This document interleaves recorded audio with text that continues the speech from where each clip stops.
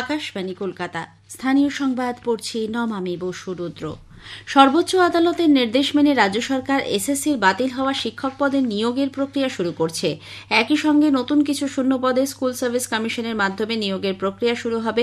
মুখ্যমন্ত্রী মমতা ব্যানার্জি গতকাল নবান্নে জানিয়েছেন ৩০ মে মোট ৪৪,২০৩টি পদে নিয়োগের বিজ্ঞপ্তি জারি করা হবে। এর মধ্যে আদালতের নির্দেশে ২৪,২০৩টি বাতিল হওয়া শিক্ষক পদ রয়েছে।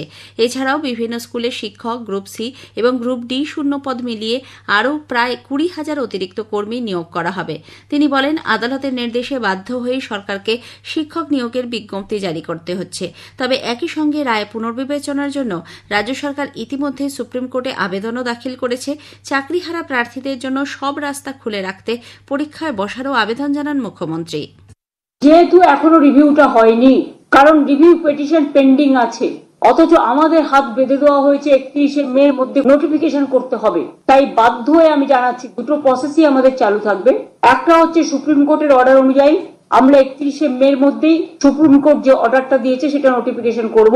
আর দ্বিতীয়ত, রিভিউতে যদি আমরা ভালো রেজাল্ট পাই তাহলে আমরা সেটাকেই গ্রহণ করব। দুটো অপশনই আমরা ওপেন রেখেছি। এদিকে মুখ্যমন্ত্রীর এই ঘোষণা তাদের জন্য মৃত্যু পরোয়ানা শামিল বলে অভিযোগ করেছেন চাকরিহারা শিক্ষক শিক্ষিকারা।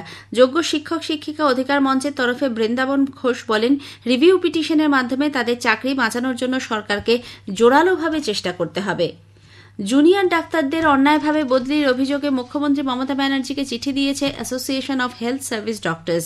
মুখ্যমন্ত্রীকে দেওয়া চিঠিতে সংগঠনের সাধারণ সম্পাদক ডাক্তার উৎপল বন্দ্যোপাধ্যায় লিখেছেন, অভয়ার ন্যায় বিচারের দাবিতে আন্দোলনের সামনের সারিতে থাকার জন্যই অনিকেত মাহাতো, দেবাশিস হালদার এবং আশফাকুল্লা নাইয়ার সঙ্গে এই অবিচার করা হয়েছে। এর ফলে কাউন্সেলিং প্রক্রিয়ার স্বচ্ছতা নষ্ট হয়েছে। এদিকে ডাক্তারদের সংগঠন সার্ভিস ডক্টরস ফোরাম এই সিদ্ধান্তের তীব্র প্রতিবাদ জানিয়ে অবিলম্বে ওই নির্দেশিকা প্রত্যাহারের দাবি জানিয়েছে। রাজ্যের বিভিন্ন মেডিকেল কলেজ ও হাসপাতালে ৮৭১ জন পোস্ট গ্রাজুয়েট চিকিৎসক নিয়োগ করা হচ্ছে। তাদের সিনিয়র রেসিডেন্ট পদে নিয়োগ করা হবে বলে স্বাস্থ্য দপ্তর থেকে জারি করা এক বিজ্ঞপ্তিতে জানানো হয়েছে। রাজ্য স্বাস্থ্য বিজ্ঞান বিশ্ববিদ্যালয়ের অধীনে থাকা এই চিকিৎসকদের অবিলম্বে নিয়োগ করে তাদের বিধিমাফিক পারিশ্রমিকের ব্যবস্থা করারও নির্দেশ দেওয়া হয়েছে।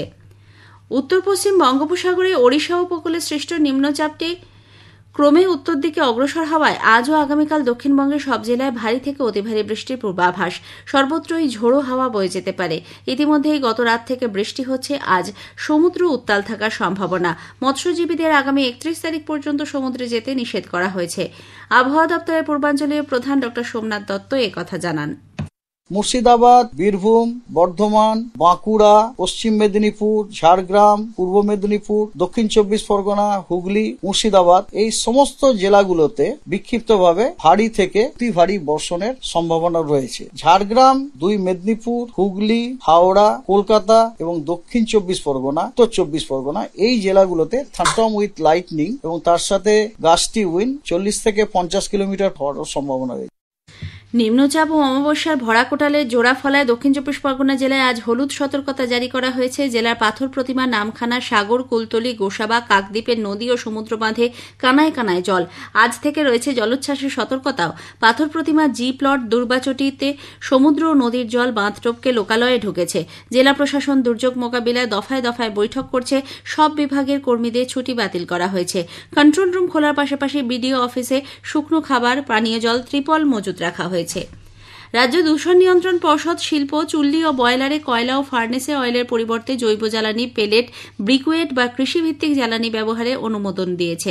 2024-25 অর্থবর্ষ থেকে দেশের সব কয়লা ভিত্তিক তাপবিদ্যুৎ কেন্দ্রকে বছরে ন্যূনতম 5% কৃষি আবর্জনা থেকে তৈরি বায়োমাস পেলেটের সঙ্গে কয়লার মিশ্রণ ব্যবহার বাধ্যতামূলক করতে কেন্দ্রের বিদ্যুৎ মন্ত্রক এই নির্দেশ দেয়। ড্রেসিং করাতে গিয়ে এক রোগিণীর ওপর যৌন নির্যাতন চালানোর অভিযোগে পুলিশ পূর্ব বর্ধমানের রায়নার শ্যামসুন্দর থেকে এক ওটি অ্যাসিস্ট্যান্টকে গ্রেপ্তার করেছে। শেখ মঈনুদ্দিন নামে ওই ব্যক্তিকে 2রা জুন পর্যন্ত বিচার বিভাগীয় হেফাজতে পাঠানো হয়েছে। জানা গেছে, গত 13ই মে ওই মহিলার গল ব্লাডার অপারেশন হয়। গত রবিবার বাড়িতে এসে ড্রেসিং করার নামে রোগিণীর শ্লীলতাহানি করা হয় বলে অভিযোগ। বর্ধমানের মেমারিতে আজ ভোরে দম্পতির গলাকাটা দেহ উদ্ধার হয়েছে। স্থানীয়দের থেকে খবর পেয়ে দম্পতির বাড়ির সামনে রাস্তা থেকে পুলিশ দেহ দুটি উদ্ধার করে। জানা গেছে মৃতদের নাম মোস্তাফিজুর এবং মমতাজ পারভিন। দম্পতির ছেলে বোম্বেতে থাকত। 2 মাস আগে সে বাড়ি এসেছিল। ঘটনার পর থেকেই তাদের ছেলে পলাতক। মৃতদেহগুলি ময়নাতদন্তে পাঠানো হয়েছে। স্থানীয় সংবাদ শেষ হল। এর পরের খবর দুপুর 12টা বেজে 30 মিনিটে গ্রামীণ সংবাদ।